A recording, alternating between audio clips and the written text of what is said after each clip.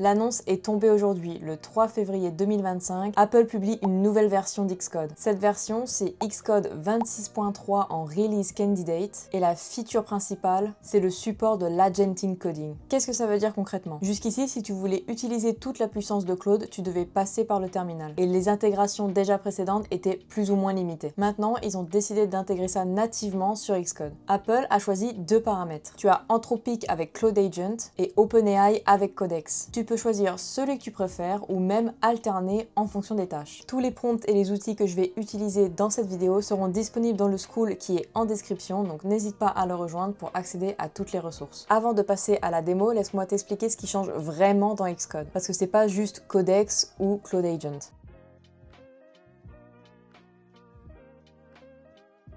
Premier changement, ce sont des agents, pas des assistants. La différence entre les deux, un assistant, il répond à tes questions. Un agent, lui, il exécute des tâches complexes de manière autonome. Tu peux lui dire, ajoute une feature de login avec Apple Sign-in et il va le faire tout seul. Deuxième changement, l'agent a accès à tout le contexte de ton application. La structure des fichiers, le settings des projets, les capabilities, les schémas, etc. Il a vraiment accès à tout ton projet de fond en comble. Il comprend ton projet comme toi tu le comprends. Troisième point, l'agent peut consulter la documentation officielle en temps réel. Ça veut dire qu'il peut utiliser les API modernes, Swift Data, SwiftUI ou les nouveaux frameworks comme Foundation Models, ce qui évite d'utiliser des vieux patterns. Quatrième changement, et celui-là il est vraiment pas mal, l'agent peut build ton app, voir les erreurs et les corriger elle-même. Plus besoin de tout copier-coller sur ton terminal, il les voit et il les fixe directement. Et enfin, autre petite nouveauté aussi cool, l'agent peut voir tes previews SwiftUI et itérer dessus. Tu peux lui dire par exemple, ton bouton il est trop petit, il va le voir dans la preview et le fixe automatiquement. Tout ça c'est rendu possible grâce au MCP, qu'on appelle le Model Context Protocol. Et Apple l'a adopté pour permettre aux agents de communiquer directement avec Xcode. Pour tester ça, tu auras besoin de trois choses. Premièrement, il te faut un Mac avec macOS Sequoia 15.6 au minimum. Il te faut notamment un compte Apple Developer puisque pour l'instant Xcode 26.3 n'est qu'en Release Candidate, mais tu peux le retrouver sur le site directement et de toute façon, je te mets tous les liens dans le School, n'hésite pas à aller voir. Comme tu peux le voir, il est juste ici et il inclut aussi les différentes versions comme Swift 6.2.3 et tous les SDK avec iOS 26.2 ou iPadOS 26.2, etc. Il te faudra notamment un compte Anthropic ou OpenAI. Pour info, avec l'API Claude, tu payes à l'usage. Comme tu peux le voir sur la page, en fonction de la taille de ton projet et de la manière dont tu utilises l'API, tu peux payer plusieurs dollars. Hello, c'est moi pendant le montage et j'ai oublié de te préciser un petit truc. Pour utiliser Claude Agent, tu n'es pas obligé d'utiliser la clé d'API d'Anthropic. Tu peux utiliser ton propre compte avec ton abonnement Claude et il suffit juste de choisir dans les paramètres. Je te remets la suite de la vidéo. Une fois que tu as téléchargé l'application, tu vas recevoir un fichier .zip qu'il va falloir que tu décompresses et tu vas arriver sur la nouvelle interface de Xcode 26.3. Bon, comme tu peux le constater, il n'y a pas énormément de changements, mais bon, on est quand même sur la nouvelle version. Donc on va créer un projet.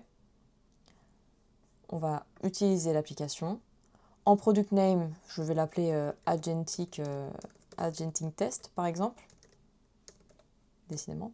Pour le testing, on va rien utiliser pour le moment. On veut juste vraiment tester la partie Agentic. Next. Et là, je vais le mettre ici. Le temps qu'il se prépare, on va aller dans les paramètres parce que c'est là qu'on va lier notre clé d'API avec Xcode. Donc tu peux aller sur Xcode dans les paramètres. Donc tu vas tomber sur Général et tu as la partie Intelligence ici. Donc là, tu choisis soit OpenAI, soit Anthropic. Nous, on va choisir Anthropic. Et là, comme tu peux le voir, il y a le Claude Agents. Donc, on va faire Get. Donc là, il nous demande si on est sûr de l'installer. On l'installe. Donc là, il est installé. Et là, on peut voir qu'on n'est pas logué. Donc, j'imagine qu'on clique ici. On fait Sign in with Claude AI account. On fait Autoriser. Et là, on peut choisir le modèle. Donc, on peut prendre soit Opus, Opus ou Sonnet ou Sonnet. Donc, moi, je vais rester sur Opus. Comme ça, on va vraiment voir de quoi il est capable. Et là, si tu le souhaites, tu peux partager les données que tu as avec ton agent à Anthropic. Donc, nous, pour l'instant, on laisse décocher. Et voilà, l'agent est prêt. On va pouvoir passer à la suite. On va voir de quoi il est capable.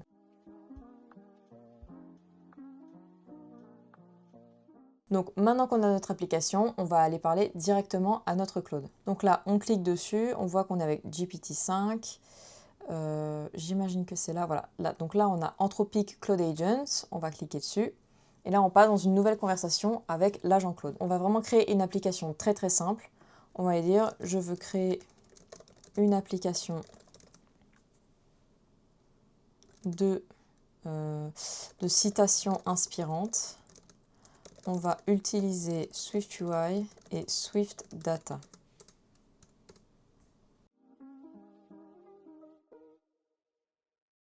Donc là, il veut créer l'application, tac tac tac, commencer par explorer le projet.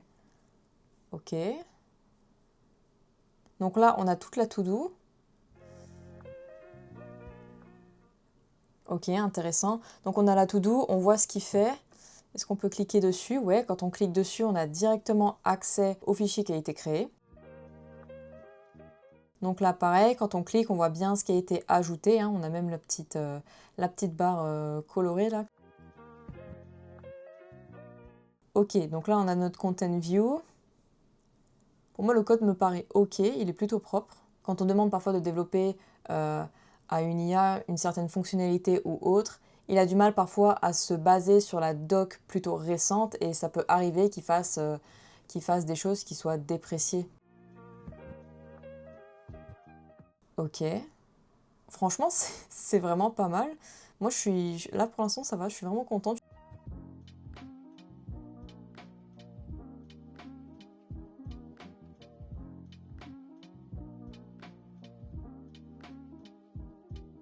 Ok, donc là, il a build le projet.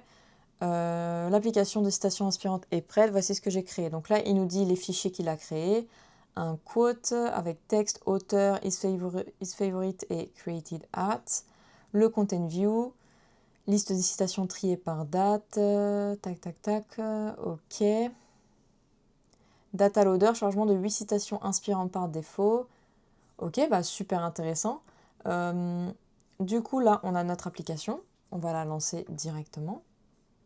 On va prendre un iPhone 17 Pro.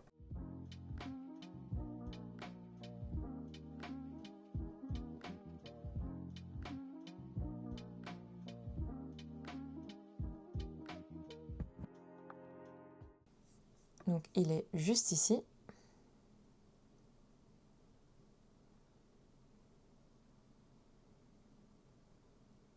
En général, les premiers builds sont un peu lents, hein, donc c'est normal.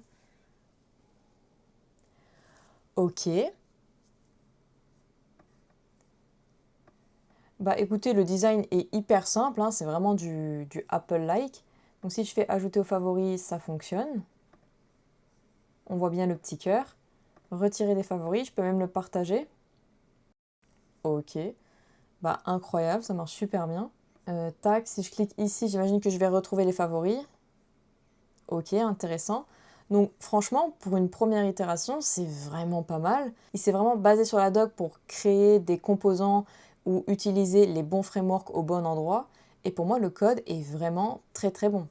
Il n'y a aucun souci là-dessus. Alors forcément, il y a toujours des manières d'optimiser, mais là vraiment pour un premier code, c'est vraiment... Franchement, moi je suis sûre, c'est vraiment pas mal. Donc comme tu peux le voir, tu as aussi accès à des commandes comme /context ou /compact et tu peux voir ton utilisation par rapport à ton agent.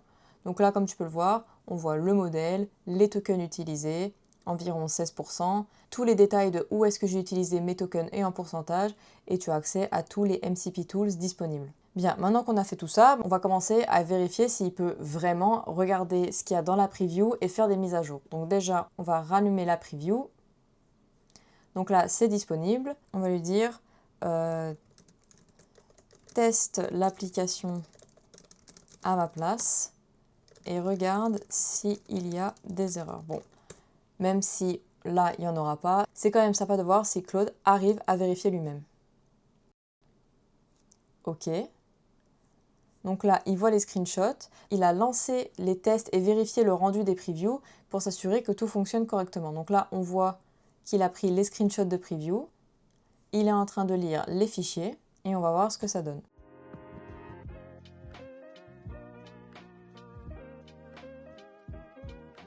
Donc là, toutes les previews s'affichent correctement. Voici le résumé. Bon, il n'y avait pas d'erreur à chercher, c'est pas très grave. Donc là, il est même en train de vérifier les fichiers comme data loader pour voir si ça fonctionne et tous les tests passent avec succès. Ok, bah nickel. On va lui dire ajoute une fonctionnalité qui permet je sais pas, qu'est-ce qu'on peut dire? le bouton il marche pas? Ah si. Qui permet d'ajouter la date à une citation.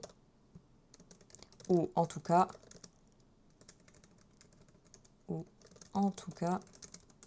l'année. Donc on va voir ce qu'il nous fait. Pour ajouter une date, il est censé rajouter une variable dans notre modèle. Donc là, c'est ce qu'il fait. On voit qu'ici, il a bien rajouté notre année. Et même là, il a fait une computed var où en fait, on ressort un string et qui vérifie que s'il y a une année, il ressort l'auteur et l'année. Et s'il n'y a pas l'année, il ressort juste l'auteur. Donc là, il l'a ajouté juste ici.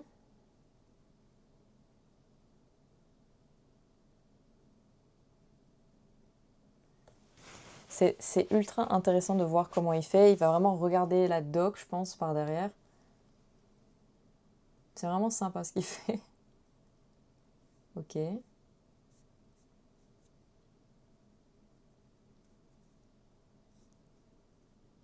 On voit aussi qu'il utilise les API récentes, puisqu'il utilise ShareLink juste ici.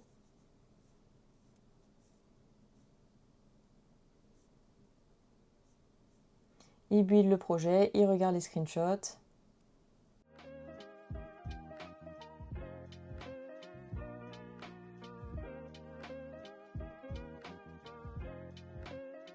Le projet compile et le formulaire d'ajout affiche bien le nouveau champ année. Nickel, on peut le voir, hein.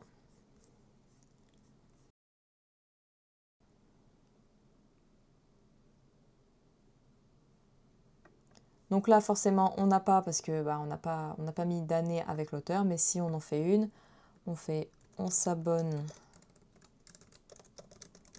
Ah oui, c'est vrai que c'est en anglais bizarre, là. On s'abonne à la chaîne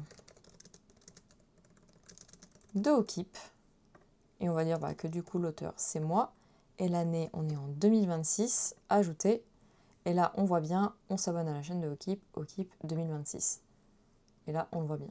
Allez hop, on se l'ajoute en favori, parce que ça, c'est important. Ok. Là, pour vraiment tester s'il va chercher dans la doc, même si on a déjà la réponse, on veut lui poser la question, est-ce que tu utilises vraiment la dernière API ShareLink?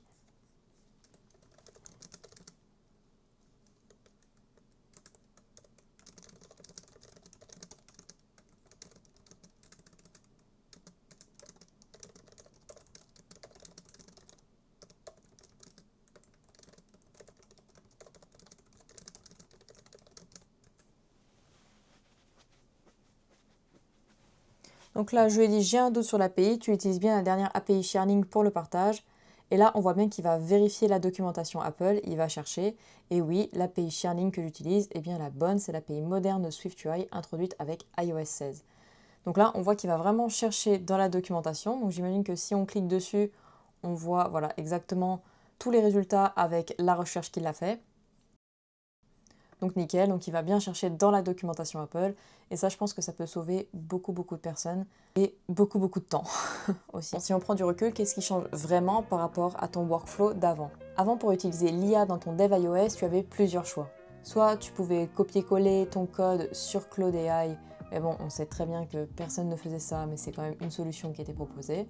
Utiliser Claude Code dans le terminal, c'était puissant, mais pas lié à l'IDE. Tu pouvais notamment lier des plugins et des MCP, mais maintenant, avec l'Agentic dans Xcode, tu as accès à tout. Oui, parce que l'agent, désormais, il est natif. Il voit ton projet, tes erreurs, tes previews, te fait des screenshots, des tests. Donc vraiment, il a accès à tout ton projet, la documentation. Tu peux ne faire que des bonnes applications. Et il y a des points, il faut que tu fasses super attention. Quand il te demande l'accès à ton projet, il faut que tu dises oui. Parce que si ton projet est dans Desktop, Download ou n'importe quel dossier du Mac, parfois, il va te demander une autorisation. Et si tu refuses, l'agent ne pourra plus jamais y accéder. Et tu ne peux plus revenir en arrière. C'est marqué dans les release notes, fais attention. Enfin, vu que c'est seulement une release candidate, forcément tu as des bugs, comme par exemple parfois le bouton Generate Fix for this issue peut faire crash ton Xcode, ou le toggle pour l'accès internet, donc ici avec Claude, parfois il te redemande à chaque fois manuellement de faire une recherche web. Xcode 26.3 marque un tournant assez important, parce que Apple officialise enfin l'Agentic et l'IA dans son workflow, c'est intégré désormais nativement dans l'IDE, avec un accès entier, le modèle contexte protocole adapté, les agents qui voient et comprennent entièrement ton projet. Et tout ça maintenant c'est dans nos mains, disponible maintenant. Les prompts de cette vidéo sont dans le school. Si tu veux discuter de tes projets ou de tes idées, n'hésite pas à rejoindre le Discord aussi en description. Et si tu as des questions, n'hésite pas à laisser un commentaire. Et abonne-toi pour ne pas rater les prochains contenus sur l'iOS et l'IA. C'était Okip, ciao ciao.